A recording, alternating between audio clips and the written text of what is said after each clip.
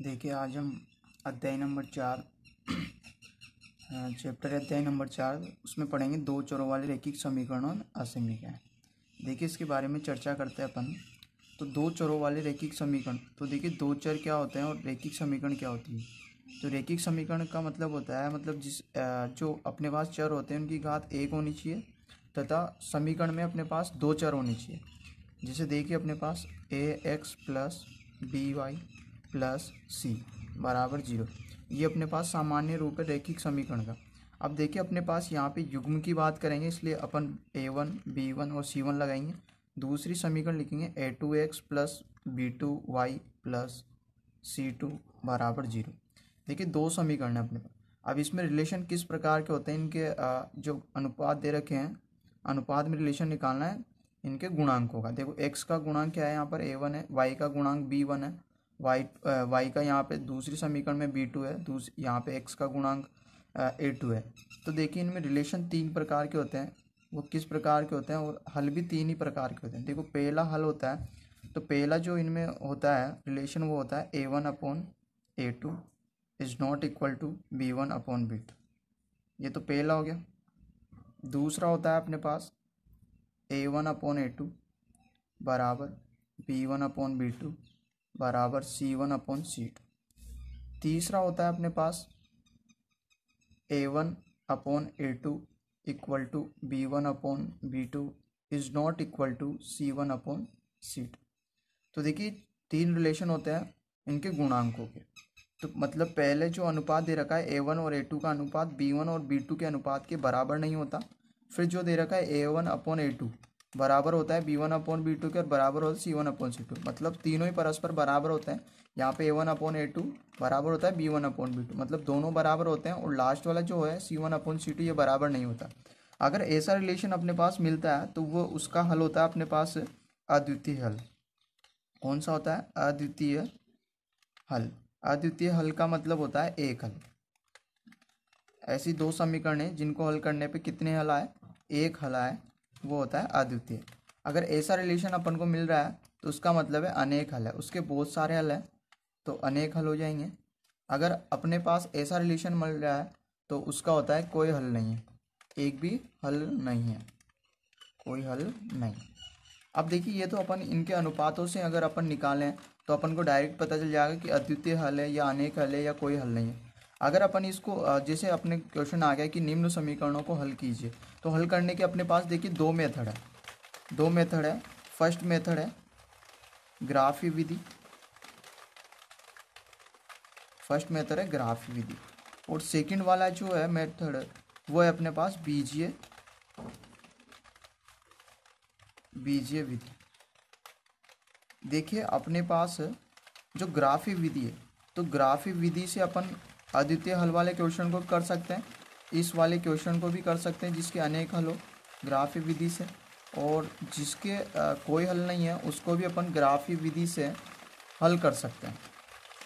लेकिन जो बीजीय विधि है, इस बीजीय विधि से अपन ओनली अद्वितीय हल है उसी को हल कर पाएंगे, इन दोनों को हल नहीं कर पाएंगे क्योंकि इसके अनेक हल होते हैं और इससे ओनली एक ही हल आता है। एक्स और वाई की एक ही वैल्यू आती है बीजीय विधि से, लेकिन अनेक हल में तो बहुत सारे हल होंगे, तो इससे तो एक ही चरों की वैल्यू आती है, तो इसमें तो अनेक है, तो इसको निकालने से कोई मतलब है ही नहीं। और इसमें कोई हल नहीं है तो एक्स और वाई की वैल्यू आएगी नहीं, और ये तो एक्स वाई की वैल्यू निकालती है, इसलिए अपने पास यहाँ पे समीकरण ही नहीं बनेगी। ठीक है। अब देखिए ग्राफी विधि से अगर अपन क्वेश्चन को हल कर रहे हैं तो उससे अपन को कैसे पता चलेगा कि इसके अद्वितीय हल है, इसके अनेक हल है, इसका कोई हल नहीं। तो देखिए इसके लिए अपने पास देखिए जब अपन यहाँ पे हल निकालेंगे अद्वितीय हल, जैसे मान लीजिए ग्राफी विधि से हल करते हैं तो पहले उनके हल निकालेंगे, तो हल निकालने के बाद अपन ग्राफ बनाएंगे, तो ग्राफ बनाने के बाद दोनों समीकरणों की एक एक सरल रेखाएं बनेगी। अगर सरल रेखाएं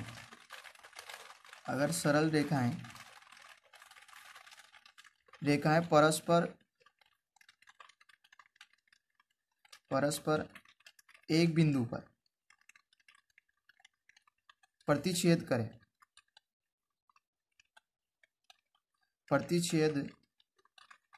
करे तो कौन सा हल होगा? करे तो अद्वितीय हल होगा। कौन सा होगा भाई?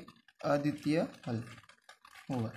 कहने का मतलब ये है कि जितनी बार रेखाएं एक दूसरे को प्रतिच्छेद करेगी उतने ही हल होते हैं। और अनेक हल, अगर इसमें जो ग्राफ बनाई हैं तो इसमें रेखाएं समपाती होती है।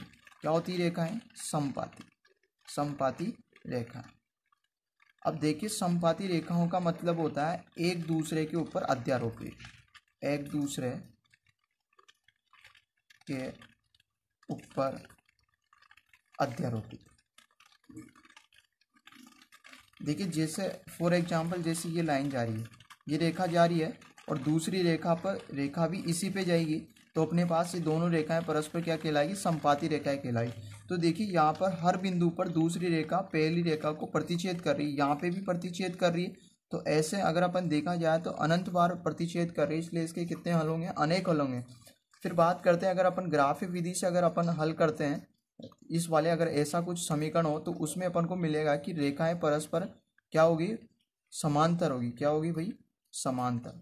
अगर रेखाएं समांतर होती है, समांतर रेखाएं, तो अपने पास आपको पता है रेखाएं समांतर कैसे होती है कि अगर एक रेखा के समांतर दूसरी रेखाएं बढ़ाते हैं अपन, तो वो रेखाएं कभी एक दूसरे को प्रतिच्छेद नहीं करते, उनके बीच की दूरी अचर रहती है, निश्चित रहती है। जब अचर रहती है तो जब प्रतिच्छेद नहीं करेगी तो हल नहीं होगा, क्योंकि अपन ने ये पढ़ा है कि जब भी रेखाएं जितनी बार प्रतिच्छेद करेगी उतने ही हल होते हैं। और यहाँ पे दोनों रेखाएं कभी भी प्रतिच्छेद नहीं करेगी, इसलिए इनके क्या होता है? कोई हल नहीं होता है। ठीक है, तो ये तो इसकी बात है ग्राफ विधि। अब इसके बाद देखिए बीजीय जो विधि है, बीजीय विधि अपने पास 3 प्रकार की होती है। पहला होता है प्रतिस्थापन विधि। प्रतिस्थापन विधि जो कि अपन ने 9th क्लास में पढ़ी, इस क्लास में नहीं पढ़ेंगे अपन। ठीक है, इस सिलेबस में नहीं है अपने पास, 10th क्लास में। और फिर दूसरी होती है विलोपन विधि, जो कि आप लोगों ने 9th क्लास में सीख ली है। और तीसरी होती है वज्र गुणन विधि, वज्र गुणन विधि। तो देखिए ये विधि ओनली अपन अद्वितीय हल वाले क्वेश्चन को कर सकते हैं बीजीय विधि से। तो तीनों जो विधियां हैं अपन ने 9th क्लास पढ़ लिया। यहाँ पे अपन को ओनली सरल रेखाएं ग्राफिक विधि से सोल्व करने का क्वेश्चन आएगा एक, और वो क्वेश्चन आता है अपने पास 6 नंबर का। तो देखिए अपन जब उनके हल निकालेंगे, हल से अपन जो भी मान आएंगे अपने पास एक्स वाई के 2-2 मान निकालेंगे अपन हर समीकरण से। तो अगर उनको सोल्व करने पर अपने पास पर जो ग्राफ मिलेगा उसकी दोनों रेखाएं परस्पर अगर एक बिंदु पर प्रतिच्छेद करती है तो उसके अद्वितीय हल होंगे। अगर एक दूसरे के अध्यारोपित, एक दूसरे के ऊपर क्या हो? अध्यारोपित, मतलब संपाती हो तो अनेक हल होंगे। और कोई हल नहीं, इसका मतलब है समांतर रेखाएं। ठीक है, ग्राफ में ये चीज मिलेगी तो अपन क्या बोल सकते हैं? कोई हल नहीं है। इसके बाद जिसके हल होंगे उसे संगत बोलेंगे। उसका हल कैसा होगा अपने पास? देखिए इसका भी हल है तो इसे क्या बोल सकते हैं अपन? संगत हल है। क्या बोल सकते हैं इसे? संगत हल। जिसके हल होंगे, चाहे से एक हल हो, चाहे से 2 हल हो, चाहे से 3 हो, चाहे से अनंत हो, तो लेकिन उनको क्या बोलेंगे अपन? संगत हल बोलेंगे। और जिसका कोई हल नहीं है वो असंगत होता है। क्या होता है वो? उसका हल कैसा होता है? असंगत हल होता है। ठीक है, तो देखिए अपन को ये करना है, इसके बाद में अपन क्वेश्चन करेंगे। आज इस वीडियो में इतना ही है। ठीक है, बाकी